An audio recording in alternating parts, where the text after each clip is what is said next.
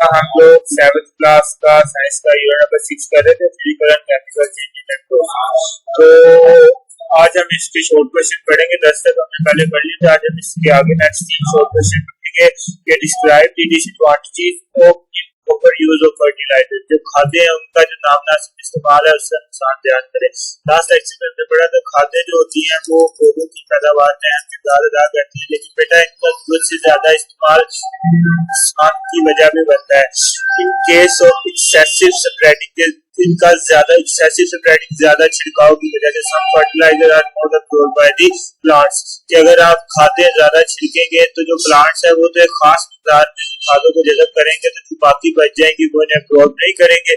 These fertiliser में reach into canal and reverse, तो ये जो फर्टिलाइजर होती है बेटा शायद नदियों में या दरियाओं में पहुंचकर काल वाटर पोल्यूशन आबेनूजी की वजह बनती है। जैसे हमने लास्ट सेट में पढ़ा था कि जो कीड़ेमार अद्वियात होती हैं या जो खाद्य होती है बेटा वो बारिश के पानी के साथ बह कर दरियाओं या नदी नालों में चली जाती है और वहां पर आबेनूजी का बाइस बनती है। और encourage the growth of algae, और जो एक जिसको एल्गी जो एक सब्ज रंग की तह होती है पानी के ऊपर, उसकी ज्यादा अफशाइश की वजह बनती है, जिसकी वजह से जो पानी के अंदर जो पौधे होते हैं उन तक सूरज की रोशनी नहीं पहुंचती और वो मरना शुरू हो जाती है।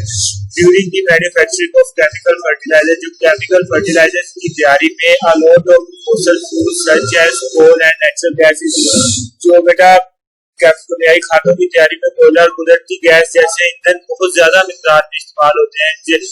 खाद्य दो तरह की होती है, एक होती है कमियाई और एक होती है कुदरती। कमियाई जो इंसानों ने खुद तैयार की होती है, तो कमियाई खाद्यों की तैयारी में बेटा बहुत ज्यादा फॉसिल जिसमें कोयला और कुदरती गैसें इस्तेमाल होते हैं, due to which our fossil fuel reserve are reducing, जिसकी वजह से जो हमारे फॉसिल फ्यूल के जखायर है वो बहुत तेजी से कम हो गए।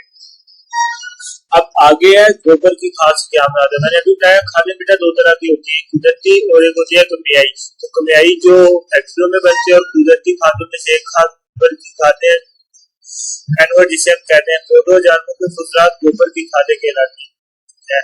मतलब के जो पौधों जानवरों की जो बाकियात होती है या उनका जो फुजलाजात होता है उनको हम गोबर की खादें यानी कि मैन्योर कहते हैं। गोबर की खादें ग़िज़ाई अजसार से भरपूर होती हैं जिनकी मिट्टी को जरूरत होती है। गोबर की खादों में वो तमाम चीजें होती हैं जिनको मिट्टी को चीजों की जरूरत होती है अपनी जरखेजी में इजाफा करने के लिए।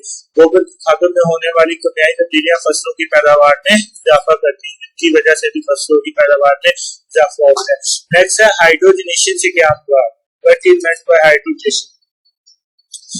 हाइड्रोजनेशन एक कमियाई अमल है जो खुदनी तेल को ठोस फैट में तब्दील करता है, यानी कि जो वेजिटेबल ऑयल होता है उसको सॉलिड फैट में कन्वर्ट करता है।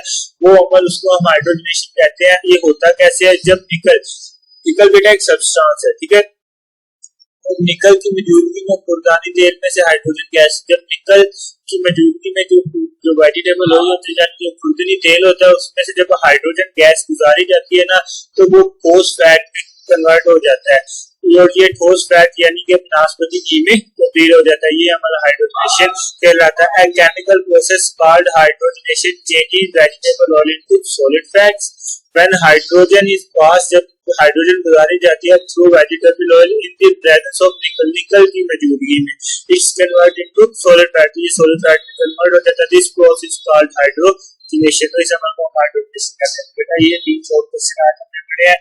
इंशाल्लाह नेक्स्ट लेक्चर होगा उसमें हम और शॉर्ट क्वेश्चन पढ़ेंगे और उसमें हमने अभी तक हमारे शॉर्ट क्वेश्चन खत्म हो जाएंगे, उसके बाद हम क्वेश्चन की तरफ चलेंगे। तो आज के लिए इतना ही, मिलते हैं इंशाल्लाह।